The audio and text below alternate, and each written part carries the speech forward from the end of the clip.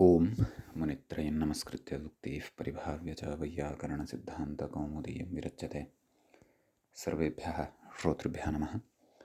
अस्माभिः गतपाठे यद् पठितं तद् एकवारं स्मरामः। वयं वैयाकरणसिद्धान्तकौमुदी इत्याख्यस्य ग्रन्थस्य तत्र अजन्तपुल्लिङ्गप्रकरणं पठन्तः स्मः। प्रकरणस्यास्य अस्माकं क्रमे तत्र 11 पाठः गतपाठः प्रवृत्तः।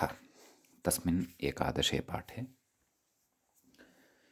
सरूपाणामेकशेष एकविभक्तौ इति सूत्रस्थः व्याख्यागतः विचारः अस्माभिः कृतः। तत्र एकविभक्तौ इति पदग्रहणेन के विशिष्टाः अर्थाः उपलब्धाः भवन्ति इति विचारः कृतः। पुनश्च प्रकृतसूत्रं प्रति तिष्ठपुनर्वस्वोर्नक्षत्रद्वन्द्वे इत्यादि सूत्रात् द्वन्द्वे इत्यस्य अनुवर्तनं भवति। ततः द्वन्द्वे कर्तव्ये तत्र एकशेषः भवति, न तु द्वन्द्वात् परम् एकशेषः भवति इति सिद्धान्तः अस्माभिः दृष्टः।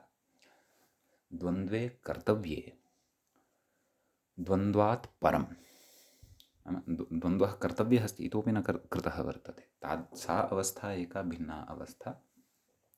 द्वन्द्वः जातः, सा अवस्था च काचित् भिन्ना अवस्था भवति। अतः प्रकृते सिद्धान्तः अयमेव प्रतिपाद्यते यत् द्वन्द्वे कर्तव्ये तत्र द्वन्द्वापवादः एकशेषः प्रवर्तते।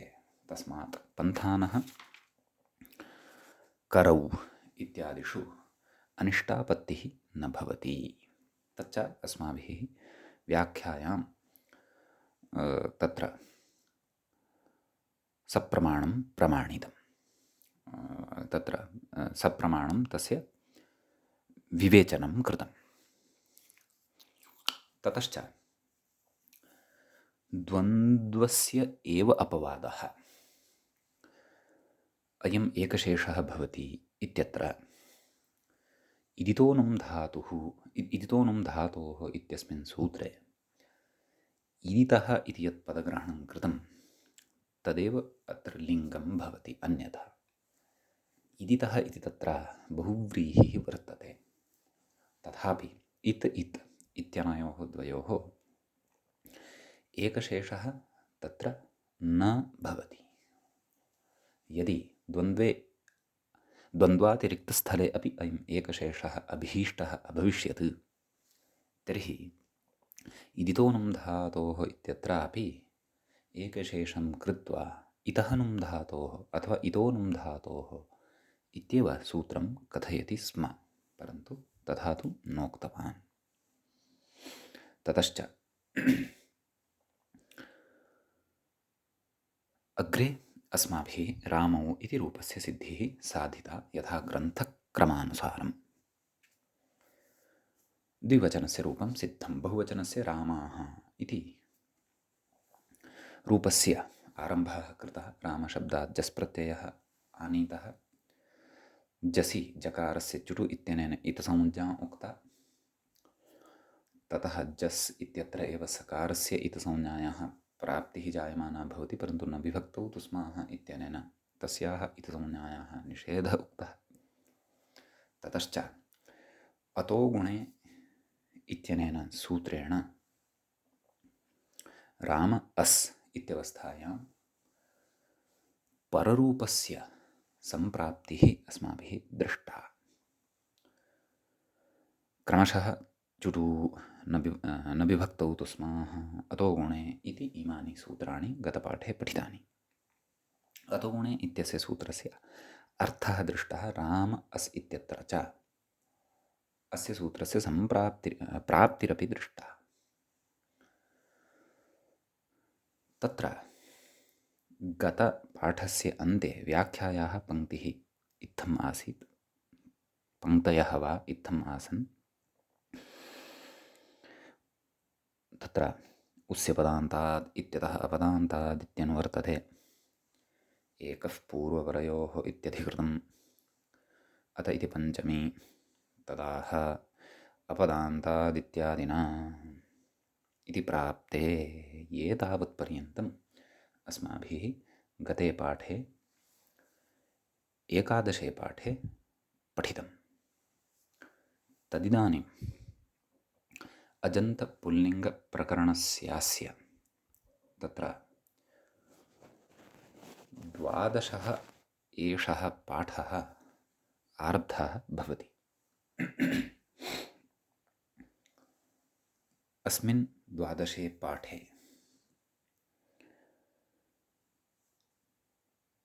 अग्रे अस्माभिः पठनीयं वर्तते। सम्यक्। तत्र कथयति व्याख्याता अग्रे न च परत्वात् अकस्सवर्णे दीर्घः इति कुतो न स्यादिति वाच्यम्।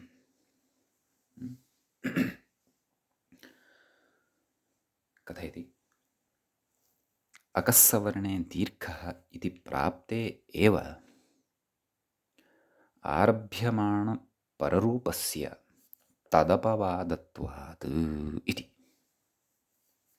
अपवादस्य लक्षणं किल अस्माभिः पठितं पूर्वं। येन न प्राप्ते यो विधिरारभ्यते स तस्य अपवादः इति खलु वदामः। अतः तत्र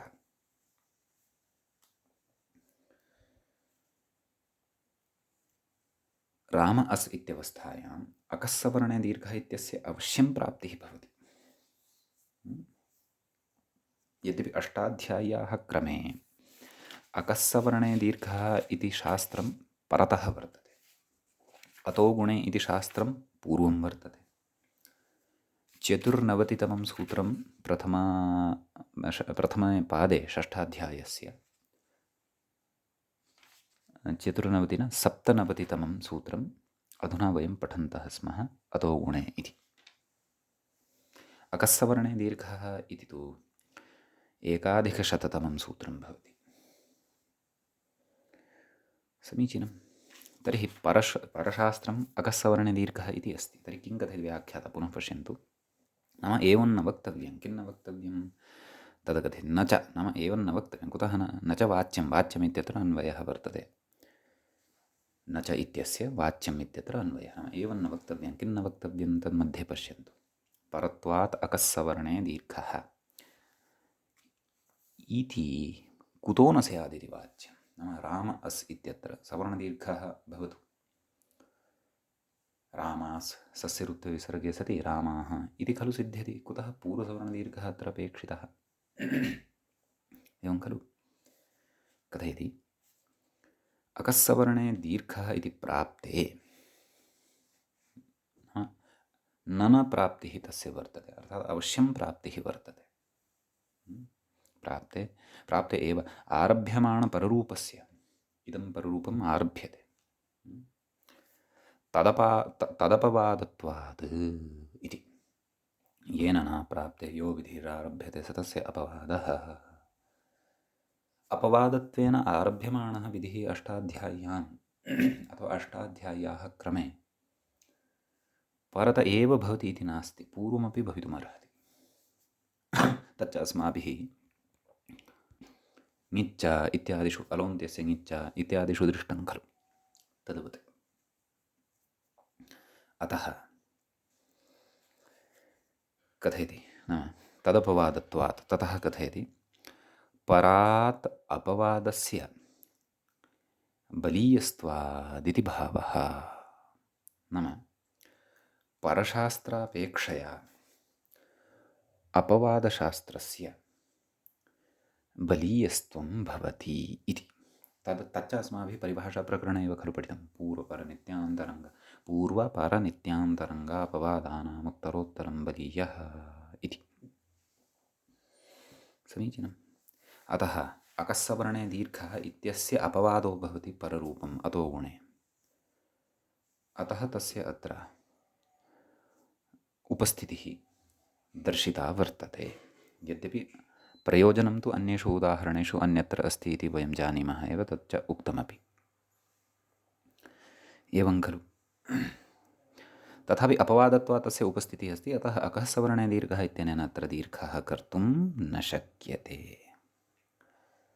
अग्रे कथयति व्याख्याता परत्वादिति। मूले पश्यन्तु, परत्वात् पूर्वसवर्णदीर्घः इति। नाम प्रकृते परत्वात्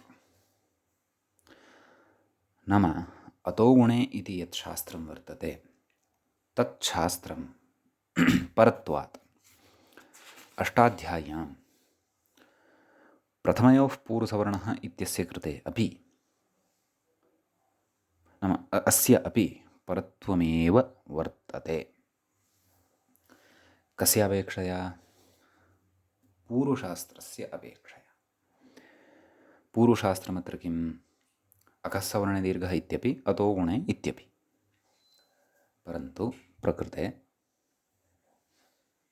अकः अतो गुणे इत्यस्य कृते यथा अकः सवर्णे दीर्घः इत्यस्य परत्वम् अस्ति, तद्वदेव प्रथमयोः पूर्वसवर्णः इत्यस्यापि तत्र परत्वम् अस्त्येव।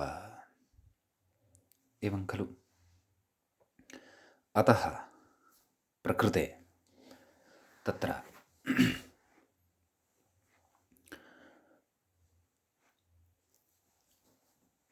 पूर्वसवर्णदीर्घः एव अत्र प्रवर्तते। अस्तु, यथाक्रमं गच्छामः। तदेव कथयति अतो गुणे इत्यपेक्षया प्रथमयोः पूर्वसवर्णः इत्यस्य परत्वादित्यर्थः। प्रथमयोः पूर्वसवर्णः इति सूत्रम् अत्र परत्वात् प्रवर्तते इति। सम्यक्। अग्रे कथयति ननु पररूपम् इदं। तर्हि एतावता अयं विषयः स्पष्टः खलु? नाम प्रकृते पररूपं प्रबाध्य पूर्वसवर्णदीर्घः भवति, अतः राम अस् रामास्। पूर्वं कः वर्तते? अ इति वर्तते खलु? तस्य सवर्णी दीर्घः कः वर्तते? आ इति भवति खलु? सः आ अनयोः द्वयोः स्थाने भवति। अतः रामास् सस्य ऋत्विसर्गे सति रामाः इति रूपं तत्र भवति सिद्धम्। सम्यक्। अग्रे उच्यते ननु पररूपम् इदम् अपवादत्वात् सवर्णदीर्घम् इव पूर्वसवर्णदीर्घम् अपि कुतो न बाधते इत्यत आह। जिज्ञासा जायते खलु? नाम पूर्वपक्षी तथा वदन्नस्ति, भोः यथा अतो गुणे इति सूत्रं भवान् कथयति, अकः सवर्णे दीर्घः इत्यस्य सूत्रस्य अपवादसूत्रं वर्तते, तद्वत् प्रथमयोः पूर्वसवर्णः इत्यस्यापि अपवादसूत्रं भवेदेव खलु? वा न वा? यतः तत्र अकसवर्णे दीर्घः इति सूत्रसमनन्तरमेव सूत्रं वर्तते। किं? प्रथमयोः पूर्वसवर्णः इति। तर्हि अतो गुणे अकस्सवर्णे दीर्घः इत्यस्य बाधं कर्तुं शक्नोति यदि, तर्हि प्रथमयोः पूर्वसवर्णे इत्यस्यापि बाधं कुर्यात् खलु? कुतो न करोति? परन्तु प्रथमयोः पूर्वसवर्णः इत्यस्य तु बाधः यदि स्यात्, तर्हि रामाः इति रूपं सेत्स्यति वा? न सेत्स्यति।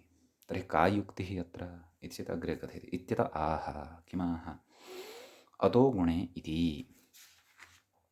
अतो गुणे इत्यादि। मूले पश्यन्तु किमुक्तवान्? अतो गुणे इति पुरस्तादपवादाः अनन्तरान् विधीन् बाधन्ते नोत्तरान् इति न्यायेन अकस्सवर्णे दीर्घः इत्यस्य एव अपवादः, न तु प्रथमयोः इत्यस्यापि। समीचीनम्। इदानीम् अत्र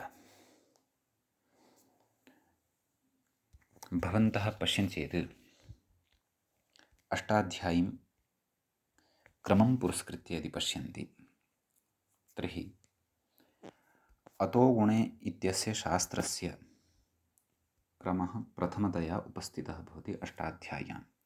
षष्ठाध्यायस्य प्रथमपादस्य 97तमम् इदं सूत्रं भवति इति वयं जानीमः। एवं खलु? अतः तत्र तन्मनसि स्थापयामः। अकः सवर्णे दीर्घः इत्यत्र तु तस्मिन् इति सूत्रं तु तस्मिन्नेव पादे 1,100तमं सूत्रं भवति। एवं खलु?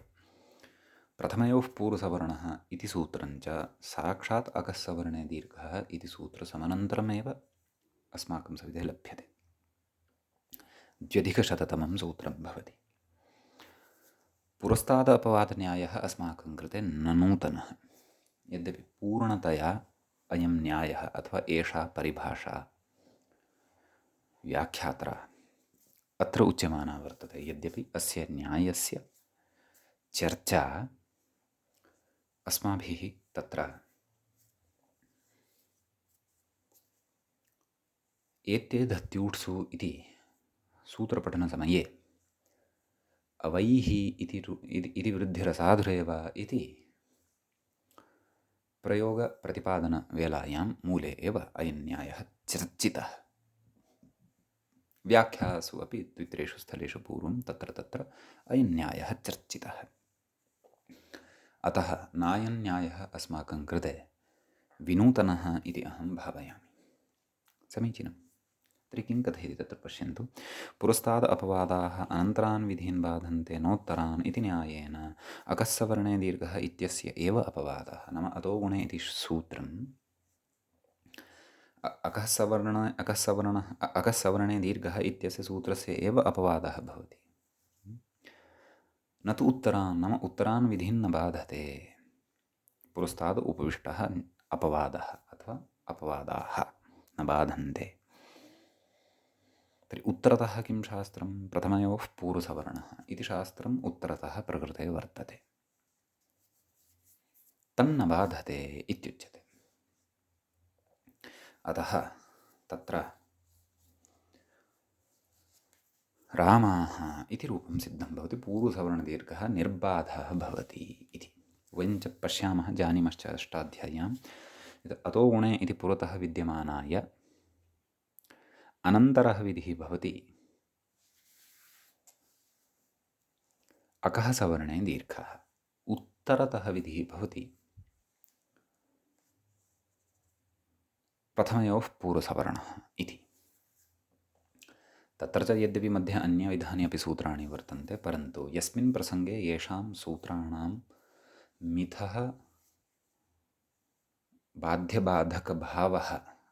बाध्यबाधकभावपरकः सम्बन्धः यदि एकत्र एव चर्च्यमानः वर्तते, तर्हि तत्स्थले तेषां सूत्राणामेव पूर्वत्वम्, अनन्तरत्वम्, उत्तरत्वं च परिगण्यते। मध्ये यानि सूत्राणि वर्तन्ते, अतो गुणे इत्यतः अकः सवर्णे दीर्घः इति आभ्यन्तरे, तानि असम्बद्धत्वात् प्रकृते अनन्तरशास्त्रत्वेन अपि न परिगण्यन्ते। प्रकृतस्थले राम अस् इत्यत्र त्रयाणाम् येषां प्राप्तिप्रसङ्गः अथवा बाध्यबाधकभावप्रसङ्गः वर्तते, अतः एतेष्वेव पूर्वत्वम्, अनन्तरत्वम्, उत्तरत्वं वा अस्माभिः गृह्यते इत्यपि चर्चा तत्र गतेषु प्रकरणेषु अस्माभिः तत्र कृता स्पष्टतार्थम्। सम्यक्। तदेव कथयति व्याख्यातारं पश्यन्तु। अनन्तरान् अर्थात् अव्यवहितान् इत्यर्थः, उत्तरान् अर्थात् व्यवहितान् इत्यर्थः। सम्यक्। तदेव परिभाषायां विद्यमानानां शब्दानाम् अर्थं बोधयन् अस्ति, तावदेव। अग्रे कथयति। अतो गुणे इत्युत्तरम् अव्यक्तानुकरणस्य इत्यादि पठित्वा, अव्यक्तानुकरणस्य द्विजपरार्धारणित उडाच नैव भिन्नम् इदं सूत्रम्। अव्यक्तानुकरणस्य इत इतौ अव्यक्तानुकरणं स्यात् इतौ इति खलु पूर्वं पठितं सूत्रम्। नाम इत्यादि पठित्वा, नाम इत्यादीनि कानिचन सूत्राणि पठितानि, ततः परम् अकस्सवर्णे दीर्घः प्रथमयोः पूर्वसवर्णः इति पठितं। कथयति ततश्च पररूपम् इदं सवर्णदीर्घमेव बाधते, न तु तद्व्यवहितं पूर्वसवर्णदीर्घमपि इति भावः। एवं खलु। अग्रे कथयति वस्तुतस्तु पुरस्तादपवादन्यायस्य नायं विषयः। अस्तु, इतः अग्रे अन्यः विषयः, परन्तु एतावत्पर्यन्तं मूलग्रन्थानुसारेण राम अस् इत्यत्र कथम् अतो गुणे इत्यस्य प्राप्तिः भवति सवर्णदीर्घं प्रबाध्य, कथञ्च विधायकेन प्रथमयोः पूर्वसवर्णः इत्यनेन सूत्रेण तस्य निवृत्तिः भवति इति पुरस्तादपवादन्यायम् अत्र उपस्थाप्य अस्माभिः यत् स्पष्टीकरणं कृतं तद्बुद्धौ स्थापनीयम्। इतः अग्रे उद्ग्रन्थस्थः कश्चन विचारः उपस्थाप्यमानः वर्तते व्याख्यात्रा। सः प्रकृते किं कथयति चेत्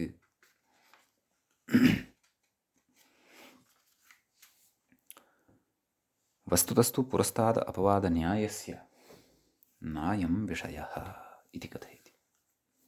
भोः, पुरस्तादपवादस्य अपवादन्यायस्य विषयः एव नास्ति। कुतः नास्ति? कथयति न हि पररूपम् इदं पूर्वसवर्णदीर्घस्य अपवादः। नाम इदं पररूपं पूर्वसवर्णदीर्घस्य अपवादः नास्ति। कुतः कथयति भवन्तीत्यादौ अप्राप्तेऽपि पूर्वसवर्णदीर्घः एतस्य पररूपस्य किं भवन्ति इत्यादौ अप्राप्ते अपि पूर्वसवर्णदीर्घे, भवन्ति इत्यादौ पूर्वसवर्णदीर्घः इत्यस्य प्राप्तिरेव नास्ति खलु, वा न वा? तस्य निमित्तानि तानि तत्र न वर्तन्ते। अप्राप्तेऽपि पूर्वसवर्णदीर्घे एतस्य पररूपस्य, नाम अस्य पररूपस्य आरम्भादित्यलं, नाम पररूपस्य आरम्भः तत्र क्रियते इति। पूर्वं किमुक्तवान् पुनः पश्यन्तु। न हि पररूपम् इदं, नाम पररूपविधायकं शास्त्रमिदं पूर्वसवर्णदीर्घस्य अपवादः। पूर्वसवर्णदीर्घस्य अयम् अपवादः एव न भवति, सवर्णदीर्घस्य विषये न उच्यते। अर्थात् अकः सवर्णे दीर्घः इति सूत्रस्य विषये न उच्यते, परन्तु प्रथमयोः पूर्वसवर्णः इत्यस्य विषये उच्यते। एवं खलु। तत्र उच्यते भवन्तीत्यादौ, न भवन्तीत्यादिषु प्रयोगेषु अप्राप्तेऽपि पूर्वसवर्णदीर्घः, पूर्वसवर्णदीर्घे एतस्य पररूपस्य आरम्भः, नाम अस्य पररूपस्य आरम्भः क्रियते। किञ्चन शास्त्रं कस्यचित् शास्त्रस्य अपवादशास्त्रं तदैव भवितुमर्हति यदि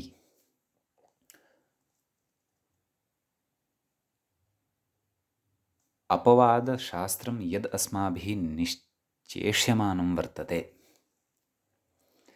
तस्य सर्वस्मिन्नपि स्थले तस्य उत्सर्गस्य प्राप्तिः स्यात्, वा न वा? अतो गुणे इत्यस्य यावन्त्यपि स्थलानि वर्तन्ते तस्मिन् सर्वस्मिन्नपि स्थले अथवा तेषु सर्वेष्वपि स्थलेषु प्रथमयोः पूर्वसवर्णः इत्यस्य प्राप्तिः अस्ति यदि, तर्हि एव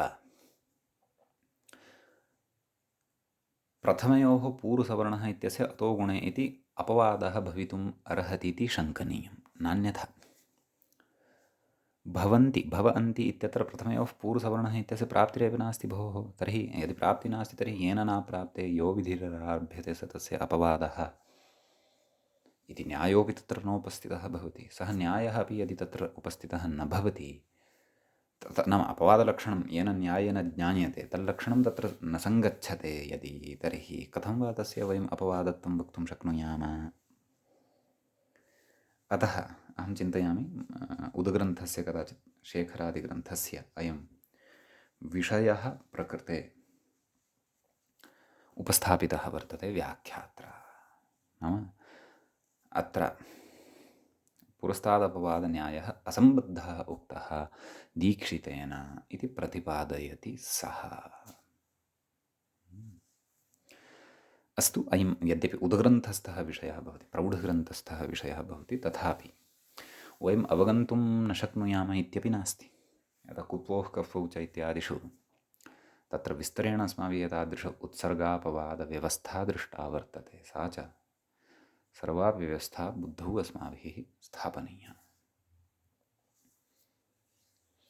समीचीनम् इति कश्चन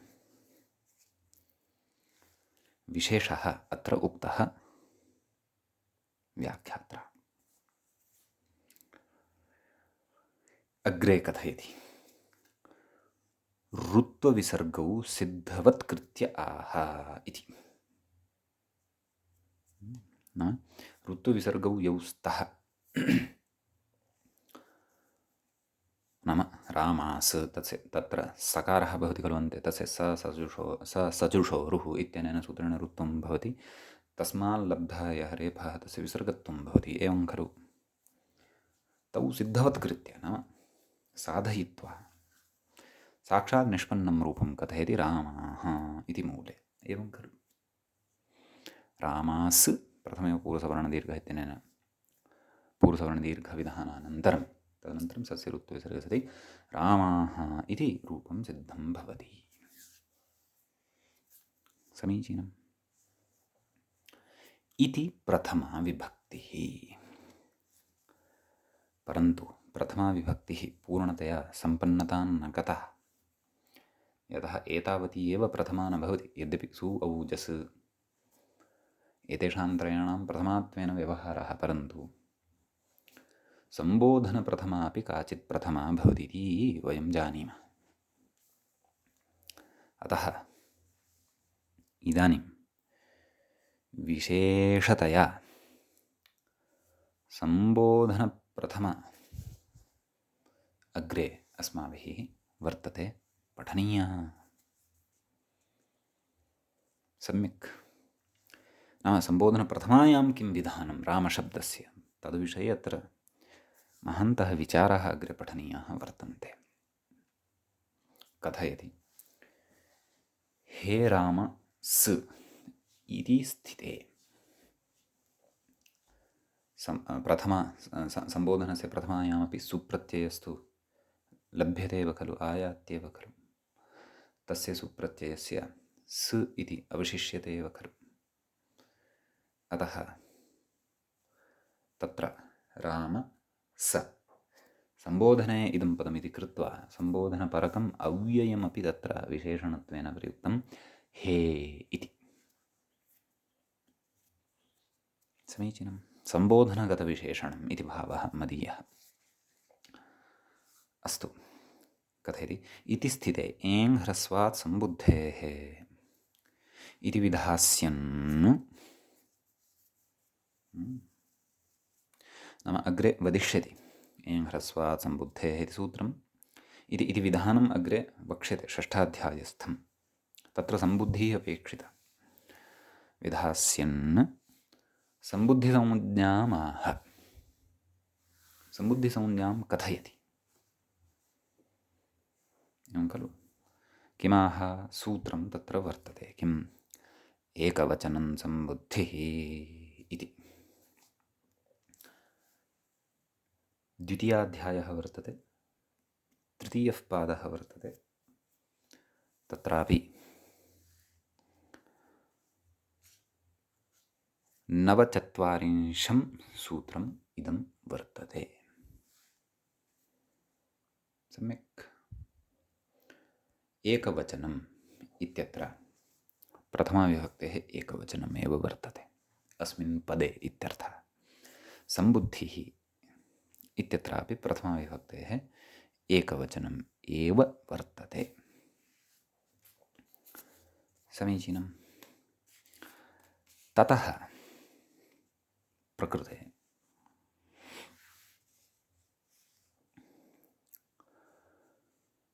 सूत्रार्थः कर्तव्यः यदि, तर्हि किं किम् अनुवर्तते तदस्ति द्रष्टव्यं। कथयति? प्रातिपदिकार्थलिङ्ग इत्यतः प्रथमेत्यनुवृत्तं षष्ठ्या विपरिणम्यते। प्रसिद्धं सूत्रं श्रुतं स्यात् भवद्भिः। प्रातिपदिकार्थलिङ्गपरिमाणवचनमात्रे प्रथमा इति। ततः सम्बोधने च इत्यतः सम्बोधने इत्यनुवर्तते, तस्यापि अनुवर्तनं भवति। तदाह सम्बोधन इत्यादिना, नाम तत्र सूत्रार्थं कथयति। किं कथयति? सम्बोधने प्रथमायाः एकवचनं सम्बुद्धिसंज्ञं स्यात् इति। नाम सम्बोधने प्रथमाविभक्तेः यदेकवचनं वर्तते तस्य एकवचनस्य सम्बुद्धिः इति नाम भवति, अथवा तदेकवचनं सम्बुद्धिसंज्ञं भवति इत्यर्थः। एवं खलु? अतः सम्बुद्धिरिति अस्य नाम भवति। कस्य? सु इति प्रत्ययस्य। परन्तु कदा? सम्बोधने एव। सम्बोधनातिरिक्तस्थले न इत्यपि स्मर्तव्यम्। सम्यक्। इदानीं व्याख्याता अत्र स्वकीयं पाण्डित्यं प्रकटयति। तथा न वक्तव्यं, यद्यपि पाण्डित्यं तु अस्ति एव व्याख्यातुः, यः व्याख्यां कुर्वन् अस्ति एव। नाम विशेषेण कुतः वदामि? सूत्रकारं शिक्षयति। किं? सुः सम्बुद्धिरित्येव सुवचम्, अर्थात् सुः सम्बुद्धिः इत्येव लघुसूत्रं करोतु भोः। किमर्थम् एकवचनं सम्बुद्धिः इति सर्वं वदति भवान्? गौरवं करोति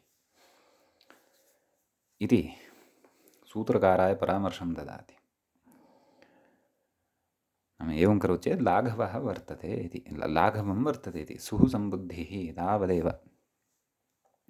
परन्तु अत्र सूत्रकारः स्वतन्त्रः। कुतः? ऋषित्वात्। स्वतन्त्रस्य मुनेः नियन्तुमशक्यत्वात् इति च। समीचीनं। ततः अग्रे कथयति। प्रथमाग्रहणानुवृत्तेः सप्तमी बहुवचनस्य सुपोनग्रहणम् इति। सूत्रार्थं पश्यन्ति खलु? सम्बोधने प्रथमायाः एकवचनं सम्बुद्धिसंज्ञं स्यात्। कुतः प्रथमायाः इत्युच्यते? तेन सप्तमी विभक्तेः बहुवचने सुप् इति प्रत्ययः भवति खलु? तस्य किमवशिष्यते? सु। तस्य ग्रहणं यथा न स्यात्, तदर्थं तत्र प्रथमायाः इति ग्रहणं क्रियते इत्युच्यते। परन्तु अयं विषयः किञ्चित् दार्ढ्यं न भजते इति अहं भावयामि। सुप् इति सप्तमीविभक्तेः बहुवचनस्य निवृत्त्यर्थं तत्र प्रथमायाः इति अनुवृत्तेः अत्र आनयनं कर्तव्यं वा न वा इति खलु वदति भवान्? कथं? सूत्रं पश्यतु, उपरि किं सूत्रं कृतं वर्तते? एकवचनं सम्बुद्धिः इति उक्तम् अस्ति। सप्तमीविभक्तेः बहुवचने यः सुप् वर्तते तस्य यः सु अवशिष्यते सः किम् एकवचने सम्भवति वा? न सम्भवति। तर्हि किमर्थं प्रथमायाः इति अपेक्षितम्? आम्, यदि सुः सम्बुद्धिः इत्येव उच्यते तदा प्रथमायाः इत्यस्य प्रयोजनम् अस्ति। यद्भोः सत्यं, तत्र सप्तम्यन्तं सप्तम्यां यः सुप् तस्य यः अवशिष्यते सु तस्य ग्रहणं न स्यात् सुः सम्बुद्धिः इत्येतावदेव सूत्रं यदि कुर्मः तर्हि। परन्तु तथा सूत्रमस्ति वा? तथा नास्ति। सूत्रं किमस्ति? सुः सम्बुद्धिः इति भवतु इति तु भवान् वदन् अस्ति। सूत्रकारः किं तथा वदन् अस्ति वा? न खलु। सूत्रकारस्तु एकवचनं सम्बुद्धिः इत्येव खलु वदन् अस्ति। अतः यथा भवान् प्रथमायाः इति दीर्घभूतस्य सूत्रस्य अत्र अनुवर्तनं करोति तदपेक्षया एकवचनम् इत्येव अत्र यदि उक्तं तर्हि वरमेव खलु। अतः मम तु एवं भाति यत् इदम् अतिरिक्तं पाण्डित्यं न प्रदर्शनीयं न वा? अथवा अथवा भाष्ये कदाचित् तादृशाः विचाराः सन्ति वा न वा इति तु एकवारं द्रष्टव्यं। यदि न सन्ति तर्हि नव्यानां व्यर्थालापः एषः इति मत्वा त्याज्यः। एकवचनं सम्बुद्धिः इत्येव सूत्रे एव तत्र आदरः कर्तव्यः भवतु नाम। अग्रे गच्छामः। यद्यपि सूत्रार्थः अवगतः एव अस्ति अस्माभिः, सम्बोधने प्रथमायाः संज्ञं स्यात्, परन्तु अन्ये केचन विचाराः अत्र सन्ति उच्यमानाः, ते वर्तन्ते अधुना द्रष्टव्याः। किं कथयति? न च अत्र प्रत्ययग्रहणपरिभाषया तदन्तग्रहणं शङ्क्यम् इति। प्रत्ययग्रहणे तदन्ताः ग्राह्याः इति काचित् परिभाषा, अथवा प्रत्ययग्रहणे यस्मात् स विहितस्तदादेस्तदन्तस्य ग्रहणं तदा तदा व्याख्याप्रसङ्गेषु अस्माभिः चर्चितं। तर्हि किं कथयति? न च शङ्क्यं। किं न शङ्क्यं? प्रत्ययग्रहणपरिभाषया तदन्तग्रहणम् इति अस्याः व्याख्यायाः अन्वयः एवम् अवगन्तव्यः वा न वा? नाम सु इति प्रत्ययः वर्तते, अतः सु इति प्रत्ययान्तस्य सम्बुद्धिसंज्ञा भवतु इति न वक्तव्यं। कुतः कथयति? ह्रस्वस्य गुणः इति सम्बुद्धौ परतः ह्रस्वस्य गुणः इत्यनेन सम्बुद्धौ परतः ह्रस्वान्तस्य अङ्गस्य गुणः विधीयते।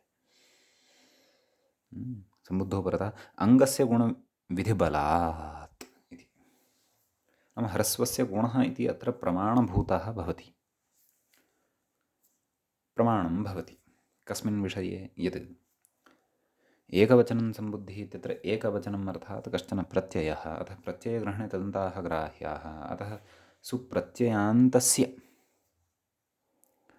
तत्र नाम सम्बुद्धिसंज्ञा न भवतु इत्यत्र ह्रस्वस्य गुणः इति विधानं ज्ञापकमस्ति भोः। तत् कथमिति चेत् गुणे वर्णे नाम सम्बुद्धौ परतः, नाम सम्बुद्धिसंज्ञकः सुप्रत्ययः यदा परतः भवति तदा हरि गुरु इत्यादीनां गुणः क्रियते ह्रस्वस्य। ओ गुरु इत्यत्र ओ इति अन्ते आगच्छति, हरि इत्यत्र ए इति च अन्ते आगच्छति। यदि तदन्तस्य सम्बुद्धिसंज्ञा स्यात् वा न वा, तर्हि तु हरिसु, रामसु अथवा गुरुसु एतावतः सर्वस्यापि सुप्रत्ययान्तस्य समुदायस्य सम्बुद्धिसंज्ञा स्यात्, तर्हि ह्रस्वस्य गुणः इत्यनेन गुणः कस्य कर्तव्यः? आकाशस्य वा, अथवा शशशृङ्गस्य, अथवा वन्ध्यासुतस्य नाम एकः विषयः उक्तः। अतः ह्रस्वस्य गुणः इत्यत्र एकं प्रमाणं भवति यत् प्रकृते प्रत्ययग्रहणे तदन्ताः ग्राह्याः इति परिभाषा नोपतिष्ठते। अग्रे कथयति अन्यविधं प्रामाण्यं। संज्ञाविधौ प्रत्ययग्रहणे तदन्तविधिनिषेधाच्च। एवं खलु? प्रत्ययग्रहणे तदन्ताः ग्राह्याः सत्यं, परन्तु संज्ञाविधौ प्रत्ययग्रहणे तदन्तग्रहणं नास्ति इत्यपि अस्माभिः पूर्वं व्याख्यादिषु पठितम्।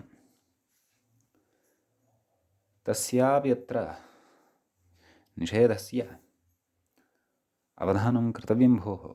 प्रकृतिसंज्ञा अस्ति काचित्, का संज्ञा अस्ति एषा? सम्बुद्धिः इति संज्ञा वर्तते। अतः सम्बुद्धिसंज्ञायां कर्तव्यायां प्रकृते प्रत्ययग्रहणे दन्ताः ग्राह्याः इति एषा परिभाषा नैवोपतिष्ठते इति।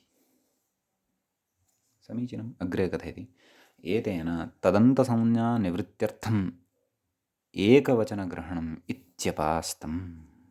नाम केचन इत्थं यत् कथयन्ति किं नाम तदन्तसंज्ञानिवृत्त्यर्थं नाम प्रत्ययग्रहणे दन्ताः ग्राह्याः इति परिभाषायाः निवृत्तिः अत्र भवतु, तस्याः प्रवृत्तिः अत्र न भवतु इति एतदर्थम् एकवचनस्य ग्रहणं प्रकृतसूत्रे कृतं वर्तते इति यैः उच्यते तद् अपास्तं, तत् अप्रामाणिकं, युक्त्या अयुक्तञ्च, युक्तियुक्तं नास्ति। अतः तत्र किं कर्तव्यं चेत् ह्रस्वस्य गुणः इति ज्ञापकात् संज्ञाविधौ प्रत्ययग्रहणे तन्तग्रहणं नास्ति इति निषेधाच्च प्रकृते प्रत्ययग्रहणे तन्ताः ग्राह्याः इत्यस्याः परिभाषायाः अथवा अस्य न्यायस्य अत्र अप्रवृत्तिरेव वक्तव्या इति अयं कश्चन विषयः अत्र उक्तः। ततः एतावान् विशेषः एतत् सूत्रगतः अत्र सम्पन्नः भवति। अधुना अग्रिमं सूत्रम् अत्र वर्तते, अस्माभिः पठनीयम्। एङ् ह्रस्वात् सम्बुद्धेः। पश्यन्तु, अत्र सम्बुद्धिर्वर्तते, परन्तु अस्य सूत्रस्य अर्थः तदा स्पष्टः स्यात् यदि सम्बुद्धिः ज्ञाता स्यात्। सम्बुद्धिश्च का? सा अस्माभिः पूर्वं ज्ञाता। अतः सम्बोधने एतेन सूत्रेण यत् कार्यं कर्तव्यं वर्तते तदिदानीम् अस्माभिः करिष्यते। सम्यक् कथयति। आदौ पदपरिचयम् अस्य सूत्रस्य वयम् अत्र पश्यामः। एङ् ह्रस्वात् इति प्रथमाविभक्तेः एकवचनान्तम् इदं रूपं तत्र भवति। सम्बुद्धेः इति षष्ठीविभक्तेः एकवचनान्तं रूपं भवति। एङ् ह्रस्वात् इति पञ्चमी विभक्तिः, मया प्रथमा उक्ता चेत् सा दोषाय पञ्चमी विभक्तिः अस्ति।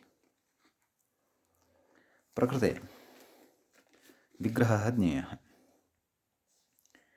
एङ् च ह्रस्वश्च, एङ् ह्रस्वं, तस्मात् एङ् ह्रस्वात् समाहारद्वन्द्वसमासः अत्र वर्तते। व्याख्याता अपि वक्ष्यति, हल्याभ्यो दीर्घात् सुदिस्य पृक्तं हल् इत्यस्मात् सूत्रात् तत्र हल् इत्यनुवर्तते, लोपो व्योर्वलि इत्यस्मात् सूत्रात् च प्रकृते वल् इति अनुवर्तते। समीचीनं। पश्यामः किं कथयति व्याख्याता। तत्र एङ् ह्रस्वात् इत्यङ्गविशेषणम्, एङ् ह्रस्वात् इति अङ्गस्य विशेषणं। सम्यक्। अतः तदन्तविधिः। अतः सूत्रार्थे पश्यन्तु, उपरि मूले किम्, एङन्तात् ह्रस्वान्तात् च अङ्गात् इति उक्तम्। नाम कीदृशात् अङ्गात्? एङन्तात्, अपि च कीदृशात् अङ्गात्? ह्रस्वान्तात् अङ्गात्। अयमर्थः एवं तदन्तविधिना लभ्यते। कथयति, सुतिस्य पृक्तं हल् इत्यतः हलिति प्रथमान्तम् अनुवर्तते। एवं खलु? किं तत् समग्रं सूत्रं? हल्याभ्यो दीर्घात् सुतिस्य पृक्तं हल् इत्यतः हल् इति प्रथमान्तम् अनुवर्तते इत्युक्तमेव। तच्चाङ्गात् इत्यत्र अन्वेति, अङ्गात् इत्यत्र तस्य अन्वयः अस्ति। अङ्गात् परं हल् इति लभ्यते इत्यर्थः। परमिति सामान्येन पुंसकत्वं वक्तुं शक्यते। हल् इति पुंसि प्रत्याहारत्वेन मन्तव्यम्। अग्रे कथयति लोपो विवरोति इत्यतः लोप इत्यनुवर्तते तदुक्तमेव। अग्रे कथयति तच्च हलित्यनेन सामानाधिकरण्येन अन्वेति। एवं खलु हल् इत्यनेन सामानाधिकरण्येन तस्य अन्वयः नाम सम्बन्धो भवति इत्यर्थः।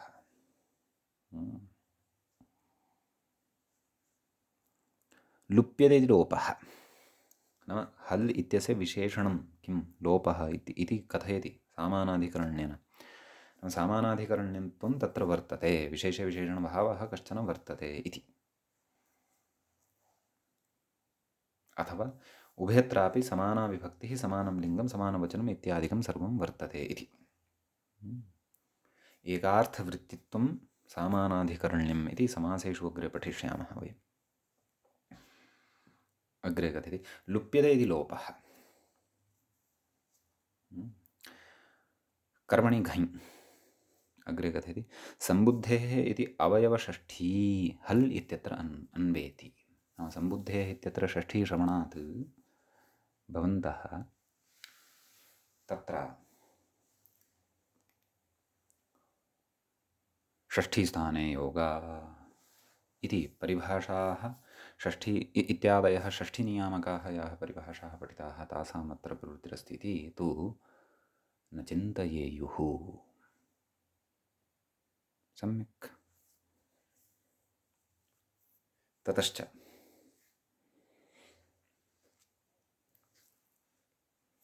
नाम सम्बुद्धेः अवयवभूतः यः हल् तस्य लोपः भवति इति अत्र सूत्रार्थत्वेन अस्माकं सविधे लप्स्यते। अग्रे किं कथयति तत् पश्यामः। ततश्च एङन्तात् ह्रस्वान्तात् चाङ्गात् परं यत् हल् हल् प्रायः एतेन नपुंसकलिङ्गे एव स्वीकृतं वर्तते वा इति भाति। भवतु पुनः पश्यन्तु। एङन्तात् ह्रस्वान्तात् च अङ्गात् नाम कीदृशम् अङ्गम् अत्र अपेक्षितम्? एङन्तम् अङ्गम् अपेक्षितम् इत्येकं,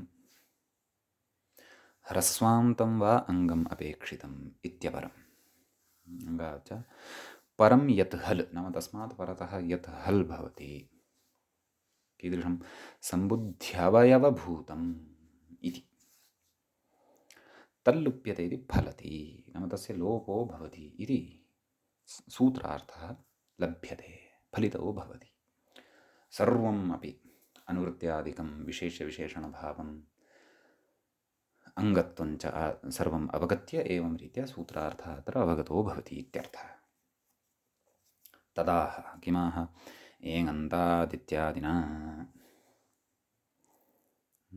मूले पश्यन्तु एङन्तात् ध्रस्वान्तात् चाङ्गाद्धल्लुप्यते। पूर्वं यानि सन्धिकार्याणि झयोः इत्यस्य द्विः प्रयोगः अस्ति अत्र, तेषामपि प्रयोगं कुर्वन्तु। अत्र एङन्तात् ह्रस्वान्तात् अत्र झयोः इत्यस्य वृत्तिरस्ति। अङ्गात् च अङ्गात् हल् अङ्गाद्धल् दूराद्धूते इतिवत्, अझ्रस्व इतिवत्, नाझ्झलौ इतिवत्। अस्तु विभज्य कथयामि। एङन्तात् ह्रस्वान्तात् च अङ्गात् परतः इति अध्याहार्यं परः यः हल् अथवा परं यत् हल् तल्लुप्यते तस्य लोपो भवति। सम्बुद्धेश्चेत् नाम सः हल् यदि सम्बुद्धेः वर्तते, सम्बुद्धेः इत्यत्र अवयवषष्ठी अस्ति इत्युक्तमेव, तत्र बुद्धिः कर्तव्या। अपि च अवधानेन अत्रत्यः सर्वोऽपि विषयः अस्माभिः ग्राह्यः। कुतः? यतोहि अग्रे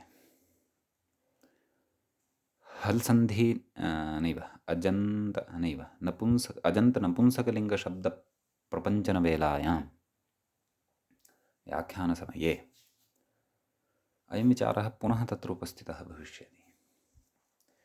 तत्रत्यश्च विचारः तावता पूर्णतः स्फुटः न स्यात् यावता अत्र विषयः पठितः सम्यक्तया स्फुटः न स्यात्। अग्रे क्व नाम तत्र अजन्तनपुंसकेष्वपि क्व अयं विचारः पुनः उपस्थितः भविष्यति, एतं विचारं सम्मेल्य पुनः तत्र विशिष्टः विचारः क्व करिष्यते इति अचिरेण व्याख्याता अपि अस्मान् सूचयिष्यति।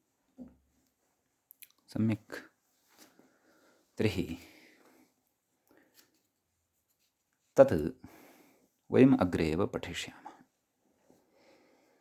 समीचीनं। सूत्रार्थः सम्पन्नः। इदानीं तत्र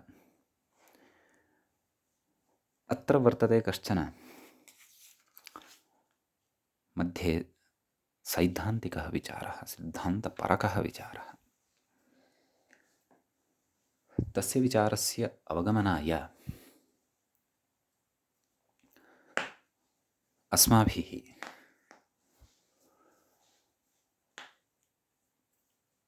तत्र मूले यं प्रयोगम् आदाय एतत् सूत्रारम्भः कृतः वर्तते तद्विषये किञ्चित् उच्यते आदौ एव। ततः परं सैद्धान्तिके विचारे अत्र प्रवेक्ष्यते। रामशब्दः आरब्धः अस्ति अस्माभिः। तत्र व्याख्यात्रा स्वयमेव उक्तं राम स इति स्थिते, नाम सम्बोधनस्य न हे राम स इति सम्बोधनस्य एषा स्थितिः वर्तते। सम्यक्। राम इत्यस्मात् सुप्रत्ययः कृतः वर्तते। राम इति अङ्गं वर्तते। अङ्गं केन ज्ञायते तद् अचिरेण अत्रैव अग्रे पठिष्यते। पूर्वसंस्कारवशात् भवतां परिचयः स्यादपि तस्य सूत्रस्य ईषद् यस्मात् प्रत्ययविधिस्तदादिप्रत्ययेऽङ्गम् इति। एवं खलु। तर्हि प्रकृते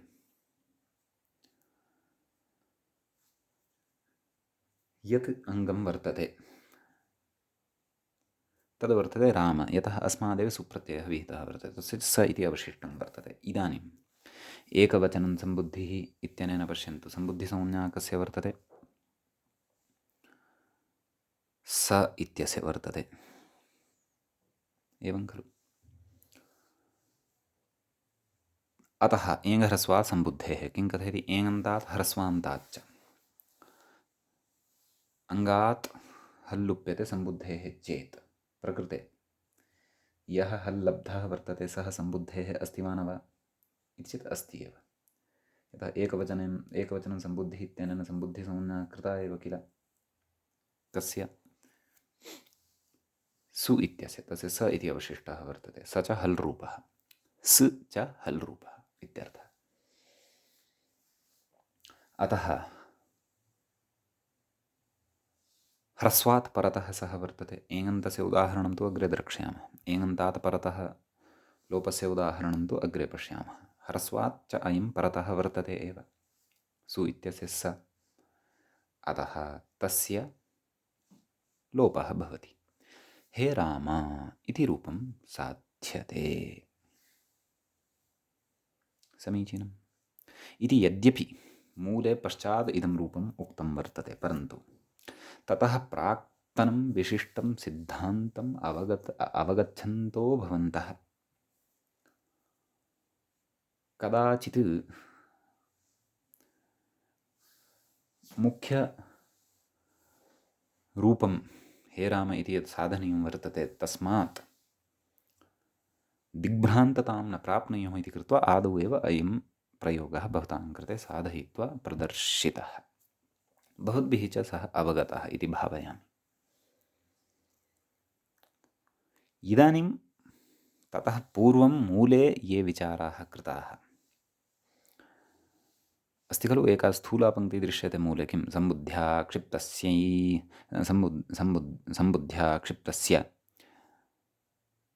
एङ् ह्रस्वाभ्यां विशेषणां नेह हे कतरुतुकुल इति। तस्याः पङ्क्तेः समन्वयेन पूर्वकं महानेव कश्चन सिद्धान्तः अत्र अस्माभिः ज्ञेयो वर्तते। समीचीनम्। अतः तत्र अग्रे इदानीं व्याख्या अनुसरणीया। किं कथयति? ननु एङ् ह्रस्वात् इत्यस्य अङ्गाधिकारस्थत्वाभावात् कथम् अङ्गस्य विशेष्यत्वलाभः इत्युच्यते। एवं खलु तत्र सूत्रमस्ति खलु, एङ् ह्रस्वात् सम्बुद्धेः तद्विषये कथयति एषः। नाम अङ्गाधिकारे तत्सूत्रं न पठितम्। अङ्गाधिकारः अष्टाध्याय्यां तावत् षष्ठाध्यायस्य चतुर्थपादात् आरभ्यते। अयं तु तत्रत्यः विषयः न, ततः प्राक्तन एव अयं विषयः। षष्ठाध्यायस्य प्रथमपादस्य नवषष्टितमम् इदं सूत्रं भवति। एवं खलु। अतः प्रकृते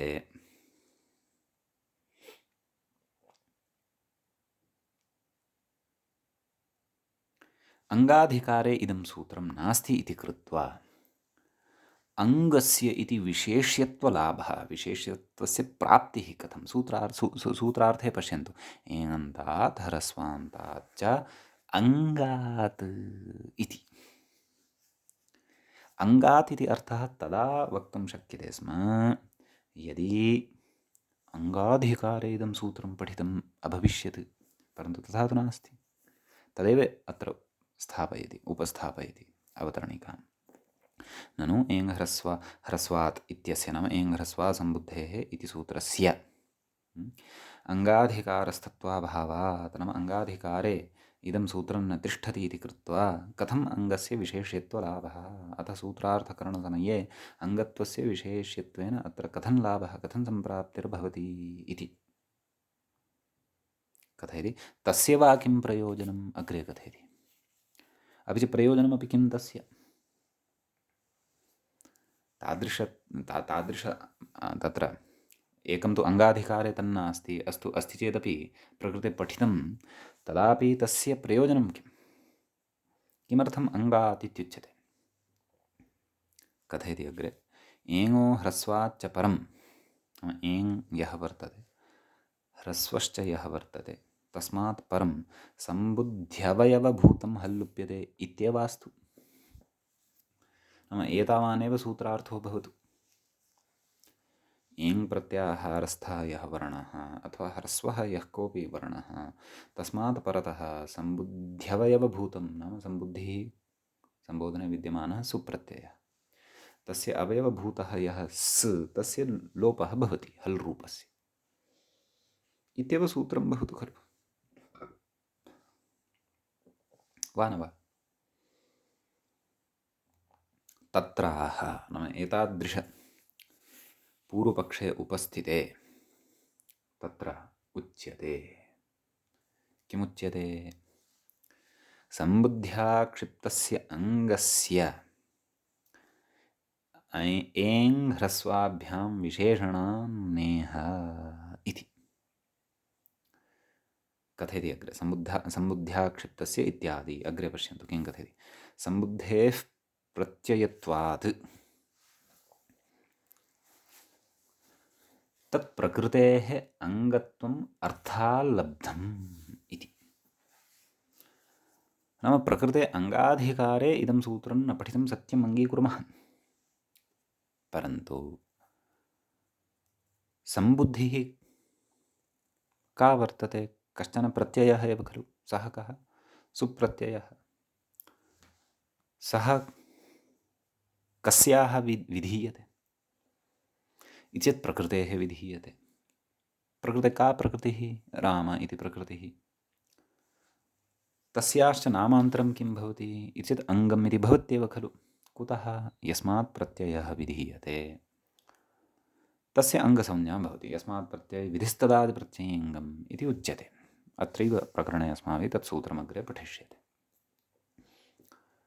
अतः राम इत्यादीनाम् अथवा येभ्यः येभ्यः सुप्रत्ययः विधीयते तेषाम् अङ्गत्वं नास्ति इति वक्तुं न शक्यते, अङ्गत्वम् अस्त्येव। अतः एवं रीत्या अर्थात् किमुच्यते, समुद्धेः प्रत्ययत्वात् तत् प्रकृतेः अङ्गत्वम् अर्थात् लब्धं, नाम अर्थात् अत्र अङ्गत्वं लभ्यते। सुप्रत्ययस्य या प्रकृतिः तस्याः प्रकृतेः अङ्गत्वम् अर्थवशात् लभ्यते, अर्थापत्तिः एषा विशेषेण अर्थेन अत्र अङ्गार्थापत्तिः, नाम अङ्गार्थलाभः अत्र जायते। सम्यक् एतं विषयं बुद्धौ स्थापयन्तु। यः विषयः चर्च्यमानः अस्ति तमपि बुद्धौ स्थापयामः। अग्रे अत्र बहु किमपि ज्ञातव्यं श्रोतव्यं च वर्तते। मङ्गलं मुनित्रयं नमस्कृत्य सूक्तिः परिभाव्य च वैयाकरणसिद्धान्तकौमुदीयं विरच्यते। सर्वेभ्यः श्रोतृभ्यः नमः।